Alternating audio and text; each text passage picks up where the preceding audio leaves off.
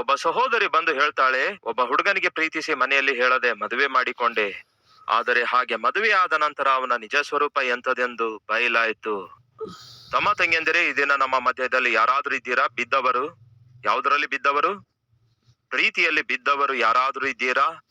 ಸಾಧಾರಣವಾಗಿ ಪ್ರೀತಿ ಕುರುಡಾಗಿದೆ ಅನ್ನುತ್ತಾರೆ. Love is blind ಅನ್ನುತ್ತಾರೆ. ನೀವು ಪ್ರೀತಿಯಲ್ಲಿರುವಾಗ ಸಾಧಾರಣವಾಗಿ ನೀವು ಪ್ರೀತಿಸುವ ಹುಡುಗನಲ್ಲಾಗಲಿ ಪ್ರೀತಿಸುವ ಹುಡುಗಿಯಲ್ಲಾಗಲಿ ಯಾವ ಲೋಪಗಳು ಕಾಣಿಸೋದಿಲ್ಲ. ಮಾತಾಡುತ್ತಿರುವಾಗ ಹಿಗ್ಗುತ್ತಾ ಇರ್ತೀರಿ, ಭೇಟಿಯಾಗುವಾಗ ಬಹಳ ಕನಸು ಕಾಣುತ್ತಾ ಇರ್ತೀರಿ, ಹೀಗೆ ಏನೇನೋ ಊಹಿಸಿಕೊಳ್ತೀರಿ. ಆದರೆ ಎದುರಿರುವ ವ್ಯಕ್ತಿಯ ಲೋಪಗಳೇನು, ಅವನಲ್ಲಿರುವ ಬಲಹೀನತೆಗಳೇನೆಂದು, ಅವನಿಗಿರುವ ಪಾಪಿಷ್ಟ ಚಟಗಳೆಂತದೆಂದು ಸ್ವಲ್ಪವೂ ನೀವು ಲೆಕ್ಕಿಸೋದಿಲ್ಲ. ಆದರೆ ಮದುವೆಯಾದ ಮೇಲೆ ಅವನಾಗಲಿ ಅವಳಾಗಲಿ ನಿಮಗೆ ಸ್ವಂತವಾದ ಮೇಲೆ, ಈಗ ಅವನು ನನಗೆ ಸ್ವಂತನಾದನು, ಅವಳು ಸ್ವಂತವಾದಳು, ಈಗ ನಾನು ಹೇಗೆ ಜೀವಿಸಿದ್ರು ಯಾವ ರೀತಿ ಜೀವಿಸಿದ್ರು ನಡೆಯುತ್ತೆ ಎಂಬ ಭಾವನೆ ಸಹಜವಾಗಿ ಹೊಂದಿಕೊಳ್ತಾರೆ. ಮದುವೆ ಆದ ನಂತರ ಗೊತ್ತಾಯ್ತು ಅವನು ಹುಡುಕನಾಗಿದ್ದಾನೆಂದು.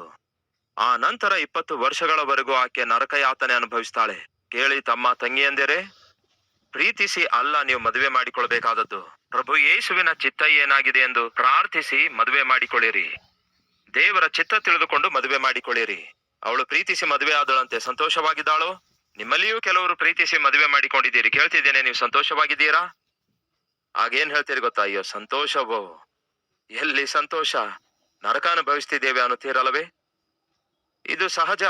ಆದರೆ ಪ್ರಾರ್ಥನೆ ಮಾಡಿ ದೇವರ ಚಿತ್ತ ಏನೆಂದು ತಿಳಿದುಕೊಂಡು ದೇವರ ಚಿತ್ತದ ಪ್ರಕಾರ ವಿವಾಹ ಮಾಡಿಕೊಳ್ಳೋದಾದ್ರೆ ಕಷ್ಟಗಳು ಬರ್ತವೆ, ಕಲಹಗಳು ಬರ್ತವೆ, ಜಗಳಗಳು ಬರ್ತವೆ. ಆದರೆ ಆ ಕುಟುಂಬ ಒಡೆದು ಹೋಗದಂತೆ, ಬೇರೆಯಾಗದಂತೆ ದೇವರು ಬಿಗಿಯಾಗಿ ಹಿಡಿದುಕೊಳ್ತಾರೆ. ಯಾಕೆಂದ್ರೆ ಆ ವಿವಾಹದಲ್ಲಿ ದೇವರು ಇರೋದ್ರಿಂದ. ಅರ್ಥವಾಯ್ತಾ? ದೇವರ ಚಿತ್ತವಿಲ್ಲದೆ ನಿಮ್ಮ ಇಷ್ಟಾನುಸಾರವಾಗಿ ಮದುವೆ ಮಾಡಿಕೊಳ್ಳುವಾಗ ಆ ಮದುವೆಯಲ್ಲಿ ನಿಮ್ಮ ಇಷ್ಟ ಇರುತ್ತದೆ, ಆದ್ರೆ ದೇವರ ಚಿತ್ತ ಇಲ್ಲದೇ ಇರೋದ್ರಿಂದ ನಾಳಿನ ದಿನ ಕಷ್ಟ ಬಂದಾಗ ಕಣ್ಣೀರಿನ ಕಣಿವೆ ನೀವು ಹಾದು ಹೋಗುವಾಗ ಅಂತ ಕುಟುಂಬ ಕಟ್ಟಲ್ಪಡುವುದು ಕಷ್ಟವಾಗುತ್ತೆ. ಅದಕ್ಕೆ ವಿಚ್ಛೇದನ ಪಡೆಯುತ್ತಾರೆ, ಬೇರೆ ಆಗ್ತಾರೆ, ಬೇರ್ಪಟ್ಟು ಆ ಸಂಬಂಧ ಮುರಿದುಕೊಳ್ತಾರೆ. ಒಂದು ಉದಾಹರಣೆ ಹೇಳ್ತೇನೆ, ಜಾಗ್ರತೆಯಿಂದ ಕೇಳಿ. ಈ ದಿನ ಮದುವೆ ಆದವ್ರು ಯಾರಾದ್ರೂ ಇದ್ರೆ ಕೈ ಎತ್ತಿ ತೋರಿಸುವಿರಾ?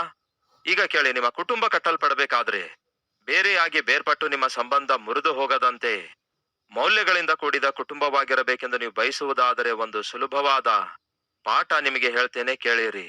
ಸಾಧಾರಣವಾಗಿ ಸ್ತ್ರೀಯರು ಜಡೆ ಹಾಕಿಕೊಳ್ತಾರೆ. ನೀವು ಹಾಕಿಕೊಳ್ಳದಿದ್ರು ಕೂಡ ನಾನು ಏನು ಅನ್ನಲ್ಲ ಪ್ರಿಯರೇ. ಸಾಧಾರಣವಾಗಿ ಒಬ್ಬ ಸ್ತ್ರೀ ಜಡೆ ಹಾಕಿಕೊಳ್ಳುವಾಗ ನಿಮ್ಮ ಕಣ್ಣಿಗೆ 3 ಎಳೆ ಕಾಣಿಸುತ್ತವೋ 2 ಎಳೆ ಕಾಣಿಸುತ್ತವೋ? ನಿಮ್ಮ ಕಣ್ಣಿಗೆ ಮಾತ್ರ 2 ಎಳೆಗಳು ಕಾಣಿಸ್ತವೆ. ಮತ್ತೆ 3ನೇ ಎಳೆ ಏನಾಯ್ತು ಎಂದಾದರೂ ಆಲೋಚಿಸಿದರಾ? ಹೋಗಿ ನಿಮ್ಮ ಹೆಂಡತಿಗೆ ಕೇಳ್ರಿ, ಏನ್ ಕಣೆ, ನಿನ್ನ ಜಡೆಯಲ್ಲಿ 2 ಎಳೆ ಅಷ್ಟೇ ಕಾಣಿಸ್ತಾ ಇವೆ, 3ನೇ ಎಳೆ ಏನ್ ಮಾಡಿದಿ ಎಂದು ಕೇಳ್ ನೋಡಿ. 3 ಎಳೆಗಳು ಇದ್ದಾಗಿಯೂ ಕೂಡ ಕಾಣಿಸೋದು ಮಾತ್ರ 2 ಎಳೆಗಳೇ. ಮತ್ತೆ 3ನೇ ಎಳೆ ಏನಾಗಿದೆ? ಅದು ಕಾಣಿಸೋದಿಲ್ಲ, ಆದ್ರೂ ಕೂಡ ಇದೆ. ಇದನ್ನು ಅರ್ಥ ಮಾಡಿಕೊಳ್ಳಿರಿ. ಗಂಡ ಎಂಬ ಒಂದು ಎಳೆ, ಹೆಂಡತಿ ಎಂಬ ಮತ್ತೊಂದು ಎಳೆ, ಇವರಿಬ್ಬರನ್ನು ಸೇರಿಸಿ ಇಡುವಂತದೇ 3ನೇ ಎಳೆ ದೇವರಾಗಿದ್ದಾರೆ, ದೇವರ ಪ್ರೀತಿ.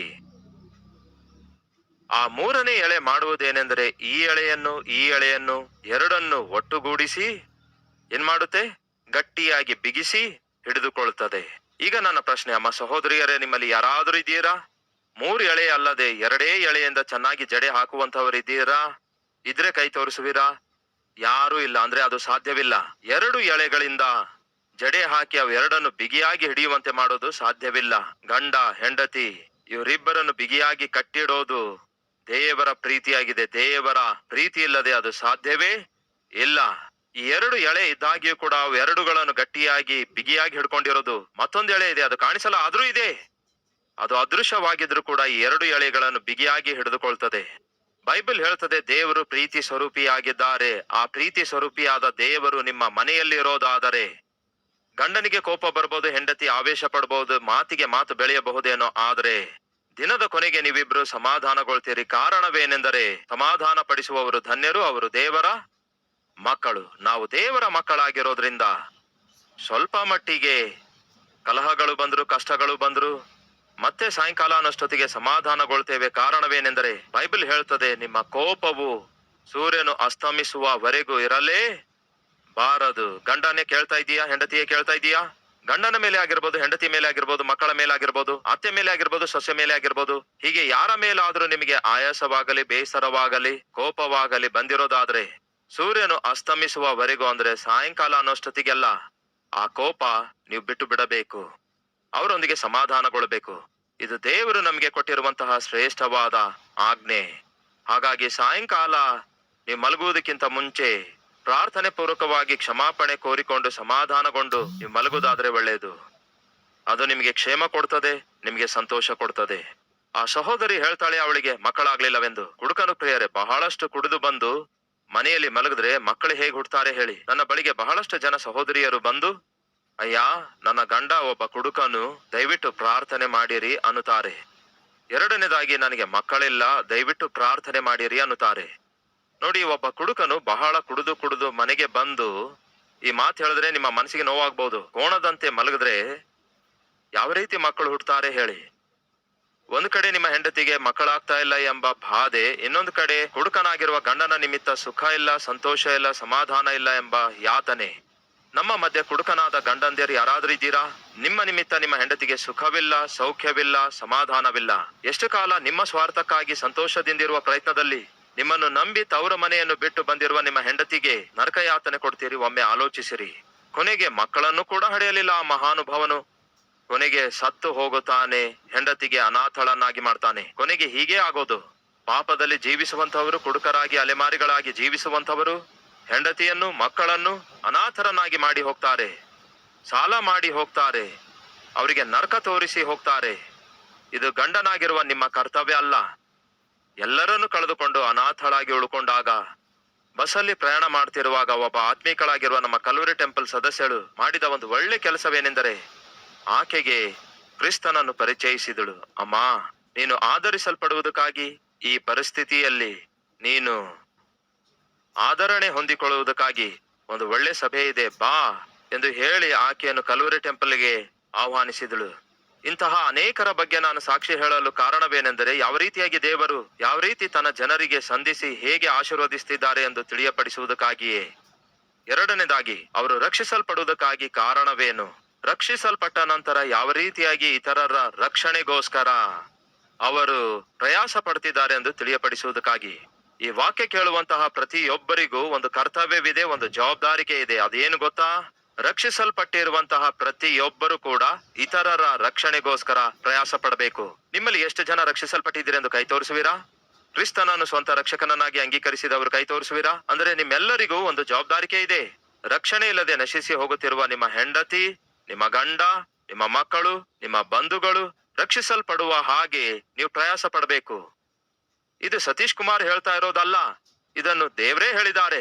ಆತನು ಮರಣ ಹೊಂದಿ ತಿರುಗಿ ಎದ್ದು ಬಂದ ನಂತರ ಹೇಳಿದ್ದೇನೆಂದ್ರೆ, ನೀವು ಸರ್ವ ಲೋಕಕ್ಕೆ ಹೋಗಿ ಸರ್ವ ಸೃಷ್ಟಿಗೆ ನೀವು ನನ್ನ ಪ್ರೀತಿಯ ಕುರಿತಾದ ಸುವಾರ್ತೆಯನ್ನು ಪ್ರಕಟಿಸಿರಿ. ಇದು ದೇವರು ನಮ್ಮೆಲ್ಲರಿಗೂ ಕೊಟ್ಟ ಆಜ್ಞೆಯಾಗಿದೆ. ಯೇಸು ಕ್ರಿಸ್ತನ ಕುರಿತಾಗಿ ಹೇಳಬೇಕಾದ ಜವಾಬ್ದಾರಿಕೆ ನಮ್ಮೆಲ್ಲರ ಮೇಲಿದೆ. ಆತನು ಮರಣ ಹೊಂದಿ ತಿರುಗಿ ಎದ್ದು ಬಂದದ್ದು ರಕ್ಷಿಸುವುದಕ್ಕಾಗಿ. ಪರಲೋಕಕ್ಕೆ ಹೋಗಿರೋದು ರಕ್ಷಿಸಲ್ಪಟ್ಟವರಿಗೋಸ್ಕರ, ಒಂದು ಅದ್ಭುತವಾದ ಪ್ರಪಂಚವನ್ನು ಸೃಷ್ಟಿಸುವುದಕ್ಕಾಗಿ. ಆತನು ತಿರುಗಿ ಬರುವಂತದ್ದು ರಕ್ಷಿಸಲ್ಪಟ್ಟವರನ್ನು ತನ್ನೊಂದಿಗೆ ಕರೆದೊಯ್ಯುವುದಕ್ಕಾಗಿ. ರಕ್ಷಿಸಲ್ಪಟ್ಟವರನ್ನು ಕರೆದೊಯ್ಯಬೇಕೆಂದು ದೇವರು ತಿರುಗಿ ಬರ್ತಿದ್ದಾರೆ. ಆದರೆ ರಕ್ಷಣೆಯಲ್ಲಿ ಯಾರು ನಡೆಸಲ್ಪಡದಿದ್ದರೆ, ಇಲ್ಲವೇ ನಾವೇ ರಕ್ಷಿಸಲ್ಪಡದಿದ್ದರೆ ಏನಾಗುತ್ತೆ ಯೋಚಿಸಿ. ಹಾಗಾಗಿ ಅಪಾರ್ಥ ಮಾಡಿಕೊಳ್ಳಬೇಡಿ. ಪ್ರತಿಯೊಬ್ಬ ಕ್ರೈಸ್ತನ ಮೇಲಿರುವ ಮುಖ್ಯವಾದ ಒಂದು ಜವಾಬ್ದಾರಿಕೆ, ನೀವು ಸಾಕ್ಷಿಯಾಗಿ ಜೀವಿಸಬೇಕು, ಯೇಸುವಿನ ಸಾಕ್ಷಿಯಾಗಿ ಜೀವಿಸಬೇಕು. ಆ ಸಹೋದರಿ ಮಾಡಿದೇನು? ತಾನು ಸಾಕ್ಷಿಯಾಗಿ ಜೀವಿಸಿದಳು. ಯೇಸುವನ್ನು ಪರಿಚಯಿಸುತ್ತಾಳೆ, ನಮ್ಮ ಸಭೆಗೆ ಕರೆತರುತ್ತಾಳೆ. ಕೊನೆಗೆ ಆದದ್ದೇನು? ಗಂಡ ಇದ್ದಾಗ ಆ ಸಹೋದರಿ ನರಕ ಯಾತನೆ ಅನುಭವಿಸಿದಳು. ಗಂಡ ಸತ್ತ ನಂತರ ಆದರಣೆ ಹೊಂದಲಾರದೆ ಇರುವಾಗ ಈಗ ಬಂದು ಸಾಕ್ಷಿ ಕೊಡ್ತಾಳೆ, ಯೇಸುವೇ ನನಗೆ ಆದರಣೆಯಾಗಿದ್ದಾರೆ, ಯೇಸುವೇ ನನ್ನ ಸಂಗಡ ಇದ್ದು ನನ್ನ ಜೀವಿತದಲ್ಲಿ ದೊಡ್ಡ ಸಂತೋಷ ಕೊಟ್ಟಿದ್ದಾರೆ ಎಂದು. ಆ ಸಹೋದರಿ ಹೇಳಿರುವ ಮಾತೇನು ಗೊತ್ತಾ? ಯಾವ ವಾಕ್ಯವು ನನ್ನ ಜೀವಿತದಲ್ಲಿ ಆದರಣೆ ಕೊಟ್ಟಿತೋ ಅದೇ ವಾಕ್ಯವನ್ನು ನಾನು ಒಂದು ಅಟೆಂಡರ್ ಆಗಿ ಕೆಲಸ ಮಾಡುತ್ತಾ ಅನೇಕ ಲಕ್ಷಾಂತರ ಜನರು ಕೇಳುವಂತೆ ಮಾಡ್ತಿದ್ದೇನೆ. ನನಗಿರುವ ಆಸ್ತಿ ಎಲ್ಲವನ್ನೂ ಕೂಡ ದೇವರಿಗೇ ಕೊಡಬೇಕು ಎಂಬ ನಿರ್ಣಯ ತೆಗೆದುಕೊಂಡಿದ್ದೇನೆ. 2 ಫ್ಲೋರ್ ಮನೆ ಕಟ್ಟಿದಾಳಂತೆ. 1 ಫ್ಲೋರ್ ಇಂದ ಬರುವ ಬಾಡಿಗೆನೆಲ್ಲ ದೇವರಿಗೋಸ್ಕರ ಕೊಡ್ತಾಳಂತೆ. ಬೈಬಲ್ ಏನ್ ಹೇಳುತ್ತೆ ಗೊತ್ತಾ ನಿಮಗೆ? ಜ್ಞಾನೋಕ್ತಿಗಳು 3ನೇ ಅಧ್ಯಾಯ ನೋಡೋಣ ಬನ್ನಿ. ನಾವು ಫಲಿಸಬೇಕು, ದಿವ್ಯ ದಾನಗಳಿಂದ ಆಶೀರ್ವದಿಸಲ್ಪಡಬೇಕು ಎಂದು ಆಶಿಸುತ್ತಿದ್ದೇವೆ. ಆದ್ರೆ ಅದಕ್ಕೆ ಕಂಡೀಷನ್ಸ್ ಇವೆ. ಆ ಕಂಡೀಷನ್ಸ್ ಏನೆಂದು ನೋಡೋಣ ಬನ್ನಿ. ಜ್ಞಾನೋಕ್ತಿಗಳು 3ನೇ ಅಧ್ಯಾಯ 5ನೇ ವಚನ. ನಿನ್ನ ಸ್ವಬುದ್ಧಿಯನ್ನು ಆಧಾರ ಮಾಡಿಕೊಳ್ಳದೆ ನಿನ್ನ ಪೂರ್ಣ ಹೃದಯದಿಂದ ಯೆಹೋವನಲ್ಲಿ ನಂಬಿಕೆ ಇಡು. ನಿನ್ನ ಎಲ್ಲಾ ನಡವಳಿಕೆಯಲ್ಲಿ ಆತನ ಚಿತ್ತಕ್ಕೆ ವಿಧೇಯನಾಗು. ಆಗ ಆತನು ನಿನ್ನ ಮಾರ್ಗಗಳನ್ನು ಸರಾಗ ಮಾಡುವನು. ನಮ್ಮ ಜೀವಿತದಲ್ಲಿರುವ ಆಟಂಕಗಳು ತೊಲಗಿ ಹೋಗಬೇಕಾದ್ರೆ, ಅಡೆತಡೆಗಳು ತೊಲಗಿ ಹೋಗಬೇಕಾದ್ರೆ, ಇಲ್ಲಿ ದೇವರು ಹೇಳ್ತಾರೆ, ನಿನ್ನ ಪ್ರವರ್ತನೆ ಎಲ್ಲದರಲ್ಲಿಯೂ. ನಮ್ಮಲ್ಲಿ ಕೆಲವರ ಸ್ವಭಾವ ಹೇಗಿರುತ್ತೆ ಗೊತ್ತಾ? ನನ್ನ ಇಷ್ಟವೇ ನೆರವೇರ್ಬೇಕು. ಇದೇ ಸ್ವಭಾವ, ನನ್ನ ಇಷ್ಟವೇ ನೆರವೇರ್ಬೇಕು, ನಾನು ಅಂದ್ಕೊಂಡದ್ದೇ ನಡೆಯಬೇಕು. ಗಂಡನಿಗೂ ಅದೇ ಹಠ, ಹೆಂಡತಿಗೂ ಅದೇ ಹಠ, ಮಕ್ಕಳಿಗೂ ಅದೇ ಹಠ. ನನ್ನಿಷ್ಟ ನಡೆಯಬೇಕು, ನನ್ನ ಕೋರಿಕೆ ನೆರವೇರಬೇಕು. ಯಾವ ವ್ಯಕ್ತಿ ನನ್ನಿಷ್ಟ ನೆರವೇರಬೇಕೆಂದು ಬಯಸುತ್ತಾನೋ ಆ ವ್ಯಕ್ತಿಯ ಜೀವಿತದಲ್ಲಿ ಎಲ್ಲವೂ ಆಟಂಕವಾಗಿರ್ತವೆ, ಎಲ್ಲವೂ ಅಡೆತಡೆಯಾಗಿರ್ತವೆ. ಈ ದಿನ ನಿಮ್ಮ ಇಷ್ಟ ನನ್ನ ಇಷ್ಟ ಅಲ್ಲ ನೆರವೇರಬೇಕಾದದ್ದು, ದೇವರ ಇಷ್ಟ ನಿಮ್ಮ ಜೀವಿತದಲ್ಲಿ, ನನ್ನ ಜೀವಿತದಲ್ಲಿ ನೆರವೇರುವಂತದ್ದೇ ನಮಗೆ ಆಶೀರ್ವಾದ. ಬೈಬಲ್ ಹೇಳುತ್ತದೆ, ನಿನ್ನ ಎಲ್ಲಾ ನಡವಳಿಕೆಯಲ್ಲಿಯೂ ಆತನ ಅಧಿಕಾರಕ್ಕೆ ಒಪ್ಪಿಸಿಕೊಡು, ಆಗ ನಿನ್ನ ಮಾರ್ಗಗಳು ಸರಾಗವಾಗುತ್ತವೆ. ಮಾರ್ಗಗಳು ತೆರೆಯಲ್ಪಡಬೇಕಾದ್ರೂ, ಜಯಕರವಾದ ಜೀವಿತ ನೀವು ಜೀವಿಸಬೇಕಾದ್ರೂ, ದೇವರು ನಿಮ್ಮನ್ನು ಬಹಳವಾಗಿ ಆಶೀರ್ವದಿಸಬೇಕಾದ್ರೂ ಒಂದೇ ಒಂದು ಮಾರ್ಗವಿದೆ. ಸಂಪೂರ್ಣವಾಗಿ ನಿಮ್ಮ ಹೃದಯವನ್ನು ದೇವರಿಗೆ ಅರ್ಪಿಸಿಕೊಡಿರಿ. ಪರಿಪೂರ್ಣವಾಗಿ ನಿಮ್ಮ ಜೀವಿತ ದೇವರಿಗೆ ಅರ್ಪಿಸಿಕೊಡಿರಿ. ಫಲಿತವಾಗಿ ದೇವರು ಖಚಿತವಾಗಿಯೂ ನಿಮ್ಮ ಜೀವಿತದಲ್ಲಿ ಮಾರ್ಗಗಳನ್ನು ತೆರೆಯುತ್ತಾರೆ. ಉದ್ಯೋಗದ ವಿಷಯದಲ್ಲಿ ಮಾರ್ಗಗಳೆಲ್ಲ ಮುಚ್ಚಿ ಹೋಗಿವೆ. ಈ ಕಂಪನಿಗೆ ಹೋದ್ರು ಮಾರ್ಗ ಮುಚ್ಚೋಗಿದೆ, ಆ ಕಂಪನಿಗೆ ಹೋದ್ರು ಮಾರ್ಗ ಮುಚ್ಚೋಗಿದೆ. ಎಲ್ಲಿಗೆ ಹೋದ್ರೂ ಕೂಡ ಬಾಗಿಲು ಮುಚ್ಚಾಕ್ತಿದ್ದಾರೆ. ಯಾವ ಕೆಲಸ ಮಾಡಿದ್ರು ಕೂಡ ಬಾಗಿಲು ಮುಚ್ಚಲಾಗ್ತಿದೆ. ಎಲ್ಲಿಯೂ ಕೂಡ ನಿಮಗೆ ಮಾರ್ಗ ಕಾಣಿಸುತ್ತಾ ಇಲ್ಲ. ಬದುಕುವುದಕ್ಕೂ ಕೂಡ ಮಾರ್ಗ ಕಾಣಿಸುತ್ತಾ ಇಲ್ಲ. ಸಂಪಾದನೆಗೆ ಮಾರ್ಗ ಕಾಣಿಸುತ್ತಾ ಇಲ್ಲ. ಲಾಭ ಹೊಂದುವ ಮಾರ್ಗ ಕಾಣಿಸುತ್ತಾ ಇಲ್ಲ. ಉದ್ಯೋಗ ಹೊಂದಿಕೊಳ್ಳುವ ಮಾರ್ಗ ಕಾಣಿಸುತ್ತಾ ಇಲ್ಲ. ಸುಖವಾಗಿ ಜೀವಿಸೋಣ ಅಂದ್ರೆ ಮಾರ್ಗ ಕಾಣಿಸುತ್ತಾ ಇಲ್ಲ. ಮಕ್ಕಳಿಗೆ ಚೆನ್ನಾಗಿ ಓದಿಸೋಣ ಅಂದ್ರೆ ಮಾರ್ಗ ಕಾಣಿಸುತ್ತಾ ಇಲ್ಲ. ಹೆಂಡತಿಗೆ ಸಂತೋಷ ಪಡಿಸೋಣ ಅಂದ್ರೂ ಕೂಡ ಮಾರ್ಗ ಕಾಣಿಸುತ್ತಾ ಇಲ್ಲ. ಕಾರಣ ಗೊತ್ತಾ? ನೀವು ನಿಮ್ಮ ಇಷ್ಟಾನುಸಾರವಾಗಿ ಜೀವಿಸ್ತಾ ಇದ್ದೀರಿ. ಮತ್ತೊಮ್ಮೆ ಹೇಳ್ತೇನೆ ಕೇಳಿ, ನೀವು ನಿಮ್ಮ ಇಷ್ಟಾನುಸಾರವಾಗಿ ಜೀವಿಸುವವರೆಗೂ ನಿಮ್ಮ ಜೀವಿತದಲ್ಲಿ ನೀವು ಎಷ್ಟೇ ಹುಡುಕಿದ್ರೂ ಸಹ ಯಾವ ಮಾರ್ಗಗಳು ಕಾಣಿಸುವುದೇ ಇಲ್ಲ. ಅದಕ್ಕೆ ಬೈಬಲ್ ಹೇಳ್ತದೆ, ನಿಮ್ಮ ಎಲ್ಲಾ ನಡವಳಿಕೆಯಲ್ಲಿಯೂ ದೇವರ ಅಧಿಕಾರಕ್ಕೆ ಒಪ್ಪಿಸಿರಿ. ಅವಾಗ, ಯಾವಾಗ? ನಿಮ್ಮನ್ನು ನೀವು ದೇವರಿಗೆ ಒಪ್ಪಿಸಿ ಕೊಡುವಾಗ, ನನ್ನ ಇಷ್ಟವಲ್ಲ ದೇವರೇ, ನಿಮ್ಮ ಇಷ್ಟವೇ ನನ್ನ ಜೀವಿತದಲ್ಲಿ ನೆರವೇರಬೇಕು ದೇವರೇ ಎಂದು ಒಪ್ಪಿಕೊಳ್ಳುವಾಗ ಏನು ನಡೆಯುತ್ತದೆ? ಆತನು ನಿಮ್ಮ ಮುಂದೆ ಮಾರ್ಗಗಳನ್ನು ತೆರೆಯುತ್ತಾನೆ. 2ನೇದು 7ನೇ ವಚನ, ಯೆಹೋವನಲ್ಲಿ ಭಯಭಕ್ತಿಯುಳ್ಳವರಾಗಿ ಕೆಟ್ಟತನವನ್ನು ಬಿಟ್ಟು ಬಿಡಿಯಿರಿ. ನಮ್ಮಲ್ಲಿ ಸ್ವಲ್ಪ ಮಟ್ಟಿಗೆ ಕೆಟ್ಟತನ ಇದೆ, ಒಪ್ಪಿಕೊಳ್ತೀರೋ ಇಲ್ಲವೋ?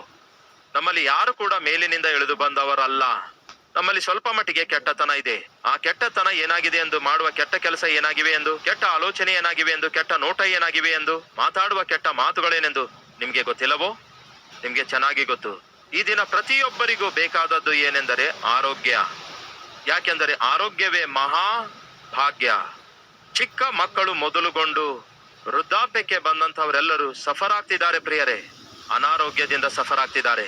ಈ ವಾಕ್ಯ ಕೇಳುವವರಲ್ಲಿ ಅನೇಕರು ಅನಾರೋಗ್ಯದಿಂದ ಸಫರ್ ಆಗ್ತಿರ್ಬಹುದು. ವಯಸ್ಸು ಹೆಚ್ಚಾಗ್ತಿರುವ ಹಾಗೆ ಸಹಜವಾಗಿ ಅನಾರೋಗ್ಯಗಳು ಬರ್ತವೆ. ದೇವರು ಪರೀಕ್ಷಿಸುತ್ತಿರುವ ಸಮಯದಲ್ಲಿ ಕೆಲವೊಂದು ಸಂದರ್ಭಗಳಲ್ಲಿ ಅನಾರೋಗ್ಯಗಳನ್ನು ದೇವರು ಅನುಮತಿಸ್ತಾರೆ. ಯೋಬನಿಗೆ ಹಾಗೆಯೇ ಅನುಮತಿಸ್ತಾರೆ. ತನ್ನ ಮಹಿಮೆಗೋಸ್ಕರ ಲಾಜರನ ಜೀವಿತದಲ್ಲಿ ಮರಣವನ್ನು ಕೂಡ ಅನುಮತಿಸುತ್ತಾರೆ. ಆದರೆ ಎಲ್ಲರ ವಿಷಯದಲ್ಲಿ ಹಾಗಲ್ಲ. ಬೈಬಲ್ ಹೇಳುತ್ತದೆ, ನಿನ್ನ ಕೆಟ್ಟತನವನ್ನು ಬಿಟ್ಟು ಬಿಡು, ಅವಾಗ ನಿನ್ನ ದೇಹಕ್ಕೆ ಆರೋಗ್ಯ ಉಂಟಾಗ್ತದೆ. ಯೆಹೋವನಲ್ಲಿ ಭಯಭಕ್ತಿಯುಳ್ಳವನಾಗಿ ಕೆಟ್ಟತನವನ್ನು ಬಿಟ್ಟು ಬಿಡು, ಅವಾಗ ನಿನ್ನ ದೇಹಕ್ಕೆ ಆರೋಗ್ಯ, ನಿನ್ನ ಎಲುಬುಗಳಿಗೆ ಸಾರವು ಉಂಟಾಗುವುದು. ಆರೋಗ್ಯವಾಗಿರಲು ಬಯಸುತ್ತಾ ಇದ್ದೀರಾ ಸಹೋದರ ಸಹೋದರಿಯರೇ? ಹಾಗಾದ್ರೆ ಜಿಮ್ಗೆ ಹೋಗಿ. ಎಲ್ಲಿಗೆ ಹೋಗ್ಬೇಕು? ಜಿಮ್ಗೆ ಹೋಗ್ಬೇಕು. ಬಹಳ ಎಕ್ಸರ್ಸೈಸ್ ಮಾಡಿರಿ, ಆರೋಗ್ಯವಾಗಿರ್ತೀರಿ. ಆಗ ಅಂದ್ಕೊಳ್ತಾ ಇದ್ದೀರಾ? ಜಿಮ್ಗೆ ಹೋಗುತ್ತಾ ಬಹಳ ಚೆನ್ನಾಗಿ ಎಕ್ಸರ್ಸೈಸ್ ಮಾಡುವಂತವರು ಹಾರ್ಟ್ ಅಟ್ಯಾಕ್ ನಿಂದ ಮರಣ ಹೊಂದುವಂತ ಸಂದರ್ಭ ನಮ್ಮ ಕಣ್ಮುಂದೆಯೇ ಕಾಣಿಸ್ತೀವಿ. ಆರೋಗ್ಯದ ವಿಷಯದಲ್ಲಿ ಬಹು ಜಾಗ್ರತೆ ವಹಿಸಿರುವವರ ಪ್ರಾಣ ಕೂಡ ಕಳೆದುಕೊಳ್ಳುವಂಥದ್ದು ಕಣ್ಣಾರೆ ನೋಡ್ತಿದ್ದೇವೆ. ನಿಮ್ಮ ಆರೋಗ್ಯ, ನಿಮ್ಮ ಆಯುಷ್ ನಮ್ಮ ಕರ್ತನಾದ ಯೇಸು ಕ್ರಿಸ್ತನ ಕೈಯಲ್ಲಿದೆ. ನೀವು ಆರೋಗ್ಯಕರವಾಗಿರ್ಬೇಕಾದ್ರೆ ನಿಮ್ಮ ಎಚ್ಚರಿಕೆ ನೀವು ವಹಿಸಬೇಕು. ಕಂಡಿದ್ದೆಲ್ಲ ತಿಂದ್ರೆ ನಡೆಯೋದಿಲ್ಲ, ಕಂಡಾಗೆಲ್ಲ ನಿದ್ರೆ ಮಾಡಿದ್ರೆ ನಡೆಯೋದಿಲ್ಲ. ಬಾಡಿಗೆ ಸ್ವಲ್ಪ ಎಕ್ಸರ್ಸೈಸ್ ಬೇಕು, ಸ್ವಲ್ಪ ನಡೆಯಬೇಕು, ಓಡಬೇಕು, ತಕ್ಕಷ್ಟು ಮಾತ್ರ ತಿನ್ಬೇಕು. ಇಂತಹ ಎಲ್ಲಾ ವಿಷಯಗಳಲ್ಲಿ ಎಚ್ಚರ ವಹಿಸಬೇಕು. ಆದರೆ ಇದೆಲ್ಲದಕ್ಕಿಂತಲೂ ಮಿಗಿಲಾಗಿ ಬೈಬಲ್ ಹೇಳುತ್ತದೆ, ಕೆಟ್ಟತನವನ್ನು ಬಿಟ್ಟು ಬಿಡು, ಅದೇ ಆರೋಗ್ಯಕ್ಕೆ ಸೂತ್ರ. ನೀವು ನಿಜವಾಗ್ಲೂ ಆರೋಗ್ಯಕರವಾಗಿರಬೇಕಾದರೆ ನೀವು ಮೊಟ್ಟ ಮೊದಲು ಮಾಡಬೇಕಾದದೇನೆಂದರೆ ಪಾಪಿಷ್ಟ ಕೆಲಸಗಳನ್ನು ಮಾಡುವುದನ್ನು ಬಿಡಿರಿ. ಕೋಪಗೊಳ್ಳುತ್ತಾ ಇರೋದಾದ್ರೆ BP ಬರುತ್ತೆ, ಹೈಪರ್ ಟೆನ್ಷನ್ ಬರುತ್ತೆ. ಸಣ್ಣ ಸಣ್ಣ ಮಾತಿಗೆ ಆವೇಶಗೊಳ್ಳುತ್ತಾ ಇದ್ದೀರಿ ಅಂದ್ಕೊಳ್ಳಿ, BP ಬಂದು ಹೈಪರ್ ಟೆನ್ಷನ್ ಬಂದು ಆ ನಂತರ ಹಾರ್ಟ್ ತಾಳದೆ ತಕ್ಷಣ ನಿಂತು ಹೋಗುತ್ತೆ. ಬಹಳಷ್ಟು ಕುಡಿಯುತ್ತಾ ಇದ್ದೀರಿ ಅಂದ್ಕೊಳ್ಳಿ, ಅಂತಹ ಕುಡುಕನಿಗೆ ಲಂಗ್ಸ್ ಹಾಳಾಗಬಹುದು, ಹಾರ್ಟ್ ಕೆಟ್ಟು ಹೋಗಬಹುದು, ಆರೋಗ್ಯ ನಾಶವಾಗಬಹುದು. ಅಪವಿತ್ರವಾದ ಕಾರ್ಯಗಳನ್ನು ಮಾಡುವಂತವರು ತಮ್ಮ ಸ್ವಂತ ಕೈಯಾರೆ ತಮ್ಮ ಆರೋಗ್ಯವನ್ನು ತಾವೇ ಹಾಳು ಮಾಡಿಕೊಳ್ತಾರೆ. ಪಾಪವು ನಿಮ್ಮ ಆಯುಷನ್ನು ಕಡಿಮೆ ಮಾಡುತ್ತೆ ಎಂದು ಮರೆಯಬೇಡಿ. ನೀವು ಮಾಡುವ ತಪ್ಪು ಕೆಲಸಗಳು ನಿಮಗೆ ಆರೋಗ್ಯವಿಲ್ಲದಂತೆ ಮಾಡುತ್ತವೆ ಎಂದು ಮರೆಯಬೇಡಿ. ಸಭೆಯೇ ಕೇಳಿರಿ, ನಾವು ಆರೋಗ್ಯಕರವಾಗಿರಬೇಕಾದ್ರೆ ಬೈಬಲ್ ಹೇಳ್ತದೆ, ನೀವು ಮಾಡುತ್ತಿರುವ ತಪ್ಪು ಕೆಲಸಗಳನ್ನು ಬಿಟ್ಟು ಬಿಡಿರಿ. ಆವಾಗ ನಿಮ್ಮ ದೇಹಕ್ಕೆ ಆರೋಗ್ಯ, ನಿಮ್ಮ ಎಲುಬುಗಳಿಗೆ ಸಾರ ಉಂಟಾಗುವುದು. ಮುಚ್ಚಿ ಹೋಗಿರುವ ಮಾರ್ಗಗಳು ತೆರೆಯಲ್ಪಡಬೇಕಾದ್ರೆ ಸಂಪೂರ್ಣವಾಗಿ ನಿಮ್ಮ ಜೀವಿತವನ್ನು ದೇವರಿಗೆ ಅರ್ಪಿಸಿಕೊಡಿರಿ. ಒಳ್ಳೆ ಆರೋಗ್ಯವನ್ನು ಹೊಂದಿಕೊಳ್ಳಬೇಕಾದ್ರೆ ನೀವು ಮಾಡ್ತಿರುವ ಕೆಟ್ಟ ಕೆಲಸಗಳನ್ನು ಬಿಟ್ಟು ಬಿಡಿರಿ. ಮತ್ತು ನೀವು ಆರ್ಥಿಕವಾದ ಬಲ ಹೊಂದಿಕೊಳ್ಳಬೇಕಾದ್ರೆ ಏನ್ ಮಾಡಬೇಕು? ಬೈಬಲ್ ನಲ್ಲಿ ಏನಿದೆ ನೋಡೋಣ ಬನ್ನಿ. ನಿನ್ನ ಆದಾಯದಲ್ಲಿ ಪ್ರಥಮ ಫಲವನ್ನು, ನಿಮ್ಮ ಆಸ್ತಿಯಲ್ಲಿನ ಭಾಗವನ್ನು ಕೊಟ್ಟು ಯೆಹೋವನನ್ನು ಸನ್ಮಾನಿಸು. ಆಗ ನಿನ್ನ ಕಣಜಗಳಲ್ಲಿ ಧಾನ್ಯವು ಸಮೃದ್ಧಿಯಾಗಿರುವವು, ನಿನ್ನ ತೊಟ್ಟಿಗಳಲ್ಲಿ ಹೊಸ ದ್ರಾಕ್ಷರಸವು ತುಂಬಿ ಹೊರಗೆ ಚೆಲ್ಲುವುದು. ನಿಮ್ಮಿಷ್ಟ. ಸತೀಶ್ ಕುಮಾರ್ ನಿಮಗೆ ಬಲವಂತಗೊಳಿಸುತ್ತಾ ಇಲ್ಲ, ಶಾಪನಾರ್ಥ ಹಾಕುತ್ತಾ ಇಲ್ಲ, ಆದರೆ ವಾಕ್ಯವನ್ನು ಇದ್ದದ್ದನ್ನು ಇದ್ದ ಹಾಗೆ ನಿಮ್ಗೆ ತಿಳಿಸುತ್ತಿದ್ದೇನೆ. ನಿಮ್ಮ ಆದಾಯ ಹೆಚ್ಚಾಗಬೇಕು, ಲಾಭ ಬರಬೇಕು, ಆರ್ಥಿಕ ಬಲ ಹೊಂದಬೇಕು ಎಂಬುದು ಎಲ್ಲರಿಗೂ ಆಸೆ ಇದೆ. ಅದಕ್ಕೆ ಬೈಬಲ್ ಅಲ್ಲಿ ಒಂದು ಫಾರ್ಮುಲಾ ಇದೆ. ನಿನ್ನ ಆದಾಯದ ಪ್ರಥಮ ಫಲವನ್ನು ದೇವರಿಗೆ ಕೊಡು, ಎರಡನೇದಾಗಿ ನಿನ್ನ ಆಸ್ತಿಯಲ್ಲಿ ಅರ್ಧ ಭಾಗವನ್ನು ದೇವರಿಗೆ ಕೊಡು. ಇದು ನಮ್ಗೆ ಸಾಧ್ಯ ಅನ್ನುತ್ತೀರಾ? ಆಸ್ತಿಯಲ್ಲಿ ಅರ್ಧ ಭಾಗ ಕೊಡೋದು. ಯಾಕೆ ಈ ಮಾತನ್ನು ಹೇಳ್ತಿದ್ದೇನೆ ಗೊತ್ತಾ? ಈ ಬಡ ವಿಧವೆ ಸ್ತ್ರೀ ಹೇಳ್ತಿರೋದೇನು ಗೊತ್ತಾ? 2 ಫ್ಲೋರ್ ಮನೆ ಕಟ್ಟಿದ್ದೇನೆ, ಒಂದು ಫ್ಲೋರ್ ಅಲ್ಲಿ ನಾನು ವಾಸವಾಗಿದ್ದೇನೆ, ಮತ್ತೊಂದು ಫ್ಲೋರ್ ನಿಂದ ಬರುವ ರೆಂಟ್ ಅನ್ನೆಲ್ಲ ದೇವರಿಗೆ ಕೊಡ್ತಿದ್ದೇನೆ. ಅಂದ್ರೆ ಏನ್ ಮಾಡ್ತಿದ್ದಾಳೆ ಗೊತ್ತಾ? ತನ್ನ ಆಸ್ತಿಯ ಅರ್ಧ ಭಾಗವನ್ನು ದೇವರಿಗೆ ಕೊಡ್ತಿದ್ದಾಳೆ. ಗಂಡ ಇದ್ದಾಗ ಮನೆ ಇರಲಿಲ್ಲ, ಆದರೆ ದೇವರನ್ನು ಆಕೆ ಆಶ್ರಯಿಸಿದಾಗ ಗಂಡ ತೀರಿ ಹೋದ್ರೂ ಸಹ ದೇವರು ಆಕೆಯ ಸಂಗಡ ಇದ್ದು ಆಕೆಗೆ ಒಂದು ನಿವಾಸವನ್ನು ಕೊಟ್ಟರು. ಈ ದಿನ ನಮ್ಮ ಮಧ್ಯೆ ಯಾರಾದ್ರೂ ಇದ್ದೀರಾ? ನನಗೆ ನಿವಾಸವಿಲ್ಲ, ಸ್ವಂತ ಮನೆ ಇಲ್ಲ ಎಂದು ದಿಗುಲು ಪಡ್ತಾ ಇದ್ದೀರಾ? ದಿಗುಲು ಪಡಬೇಡಿ.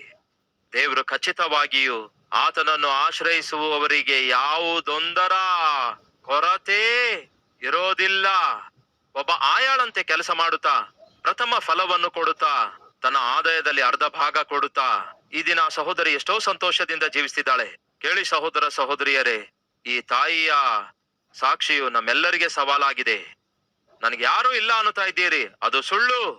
ಯಾರು ಇಲ್ಲದಿರುವುದೇನು? ನಿಮಗೆ ಪ್ರಾಣದಂತೆ ಪ್ರೀತಿಸುವ ದೇವರಿದ್ದಾರೆ. ನನಗೆ ಆಶ್ರಯ ಯಾರೂ ಇಲ್ಲ. ಯಾರು ಹೇಳಿದ್ದಾರೆ? ದೇವರೇ ನಿಮಗೆ ಆಶ್ರಯ. ದಾವೀದನಂತಹ ಮಹಾ ದೊಡ್ಡ ಭಕ್ತನು ಪ್ಯಾಲೇಸ್ ನಲ್ಲಿ ಇದ್ರು ಕೂಡ ಕೊನೆಗೆ ಏನ್ ಹೇಳ್ತಾನೆ ಗೊತ್ತಾ? ಯೆಹೋವನೇ ನನ್ನ ಅಡಗುವ ತಾಣ ಅಂದಿದ್ದಾನೆ. ಆತನ ರೆಕ್ಕೆಯ ಕೆಳಗೆ ನಾನು ಆಶ್ರಯವನ್ನು ಹುಡುಕುತ್ತಿದ್ದೇನೆ ಅನ್ನುತ್ತಾನೆ. ಹೇಳಿ ಸಹೋದರ ಸಹೋದರಿಯರೇ, ದೇವರೇ ನಮಗೆ ಆಶ್ರಯ, ಆತನೇ ನಮಗೆ ಆಧಾರ, ಆತನೇ ನಮಗೆ ಆದರಣೆ, ಆತನೇ ನಮ್ಗೆ ಎಲ್ಲವೂ ಆಗಿದ್ದಾನೆ. ನೀವು ಮಾಡಬೇಕಾದದ್ದೇನು ಗೊತ್ತಾ? ನಿಮ್ಮ ಜೀವಿತವನ್ನು ದೇವರಿಗೆ ಸಂಪೂರ್ಣವಾಗಿ ಅರ್ಪಿಸಿಕೊಡಿರಿ. ನಿಮ್ಮ ಮುಂದೆ ಮಾರ್ಗ ತೆರೆಯುತ್ತಾರೆ. ಕೆಟ್ಟತನವನ್ನು ಬಿಟ್ಟು ಬಿಡಿರಿ. ನೀವು ಆರೋಗ್ಯ ಹೊಂದಿಕೊಳ್ಳುವಂತೆ ದೇವರು ಮಾಡುತ್ತಾರೆ. ನಿಮ್ಮ ಆದಾಯದಲ್ಲಿ ದೇವರಿಗೆ ಕೊಡಬೇಕಾದದನ್ನು ಕೊಡಿರಿ. ನಿಮ್ಮ ಆಸ್ತಿಯನ್ನು, ಅಂತಸ್ತನ್ನು, ಆರ್ಥಿಕ ಬಲವನ್ನು ದೇವರು ಹೆಚ್ಚಿಸ್ತಾರಂತೆ. ಹೇಗೆ? ತುಂಬಿ ತುಳುಕಿ ಹೊರಚೆಲ್ಲುವ ಹಾಗೆ. ಈ ಸಹೋದರಿ ಹೇಳಿದ್ದೇನು ಗೊತ್ತಾ? ನನಗೆ ಬರುವ ಆದಾಯದಿಂದ ಸುವಾರ್ತೆಗೆ ನಾನು ದಾನ ಮಾಡ್ತಿದ್ದೇನೆ. ನೀವು ಸುವಾರ್ತೆಗೆ ದಾನ ಮಾಡದಿದ್ರೆ ದಾನ ಮಾಡಲಾರದಂತೆಯೇ ಇರಿ. ಅದರಿಂದ ಸತೀಶ್ ಕುಮಾರ್ ಆದ ನನಗೆ ನಷ್ಟವಿಲ್ಲ. ನನಗಿರುವ ಆಸೆ ಏನೆಂದರೆ ನೀವು ವಾಕ್ಯಾನುಸಾರವಾಗಿ ಜೀವಿಸುವುದಾದರೆ ನೀವೇ ಆಶೀರ್ವದಿಸಲ್ಪಡ್ತೀರಿ, ನಿಮ್ಮ ಕುಟುಂಬ ಆಶೀರ್ವದಿಸಲ್ಪಡ್ತದೆ, ನಿಮ್ಮ ಮಕ್ಕಳು ಆಶೀರ್ವದಿಸಲ್ಪಡ್ತಾರೆ.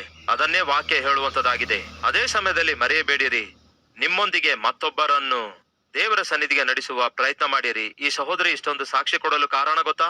ಆಕೆ ಬಸ್ಸಲ್ಲಿ ಹೋಗ್ತಿರುವಾಗ ಒಬ್ಬ ಸಹೋದರಿ ತನಗೆ ತಿಳಿದಿರುವ ಸಾಕ್ಷಿಯನ್ನು ತಿಳಿಸುತ್ತಾಳೆ. ಅಮ್ಮ, ನೀವು ಬಹಳಷ್ಟು ದುಃಖದಲ್ಲಿರುವಂತೆ ಕಾಣಿಸುತ್ತಿದೆ, ಕಲ್ವರಿ ಟೆಂಪಲ್ಗೆ ಬನ್ನಿರಿ, ದೇವರು ನಿಮ್ಮನ್ನು ದರ್ಶಿಸುತ್ತಾರೆ, ಆಶೀರ್ವದಿಸುತ್ತಾರೆ, ಆಧರಿಸುತ್ತಾರೆ ಎಂಬ ಒಂದು ಚಿಕ್ಕ ಮಾತು ಏನ್ ಮಾಡಿತು ಗೊತ್ತಾ? ಆಧರಣೆ ಇಲ್ಲದೆ, ಆಶ್ರಯ ಇಲ್ಲದೆ ಅನಾಥಳಾಗಿ ಉಳ್ಕೊಂಡ ಈ ಸಹೋದರಿ ಈ ದಿನ ಎಷ್ಟೋ ಸಂತೋಷದಿಂದ ಜೀವಿಸ್ತಿದ್ದಾಳೆ.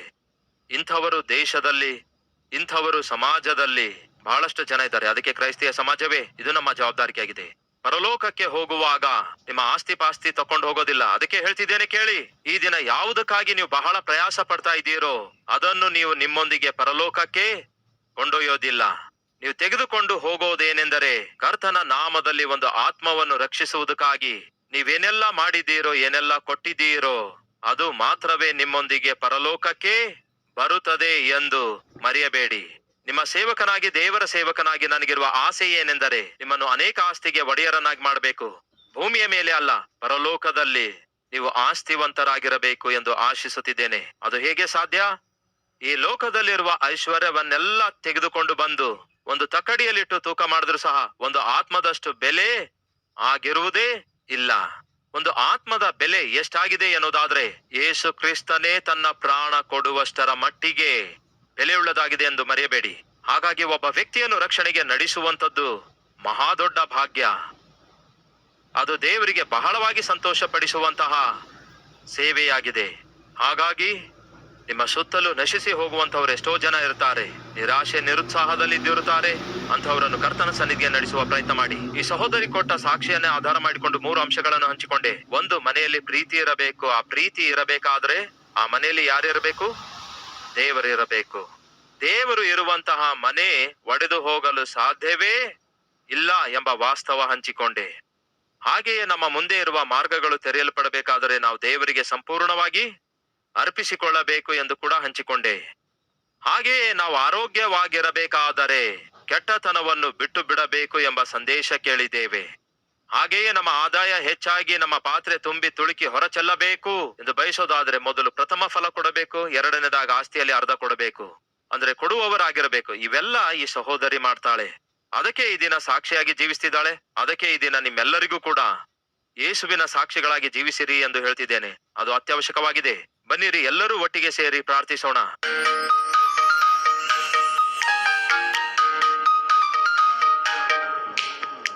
ಮಹಾಪರಿಶುದ್ಧನಾದ ಪ್ರೀತಿಯುಳ್ಳ ತಂದೆಯೇ, ಇಷ್ಟಾನುಸಾರವಾದ ಮದುವೆ ಮಾಡಿಕೊಳ್ಳೋದಾದ್ರೆ ಆ ಮದುವೆ ಸಂಬಂಧ ಮುರಿದು ಹೋಗುತ್ತೆ. ನಿಮ್ಮ ಚಿತ್ತಾನುಸಾರವಾದ ವಿವಾಹ ಮಾಡಿಕೊಳ್ಳೋದಾದ್ರೆ ಆ ವಿವಾಹ ಸಂಬಂಧ ನಿಲ್ಲುತ್ತದೆ.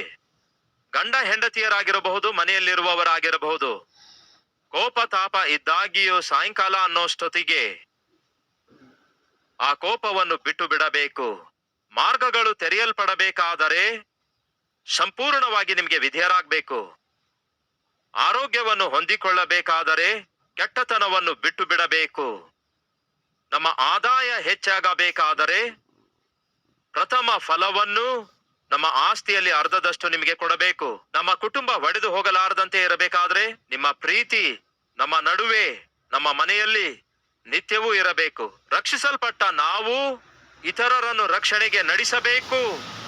ಅದು ನಮ್ಮ ಜವಾಬ್ದಾರಿಕೆಯಾಗಿದೆ. ಪ್ರತಿಯೊಬ್ಬರು ಸುವಾರ್ತೆಯನ್ನು ಲೋಕಕ್ಕೆ ಹಂಚಿಕೊಡಬೇಕು. ಅದು ನಿಮ್ಮ ವಾಕ್ಯವಾಗಿದೆ. ಇದನ್ನು ಅರ್ಥ ಮಾಡಿಕೊಳ್ಳುವಂತೆ ಸಹಾಯ ಮಾಡಿರೆಂದು ಯೇಸುವಿನ ನಾಮದಲ್ಲಿ ಬೇಡಿ ಹೊಂದಿದ್ದೇವೆ ತಂದೆಯೇ. ಆಮೆನ್.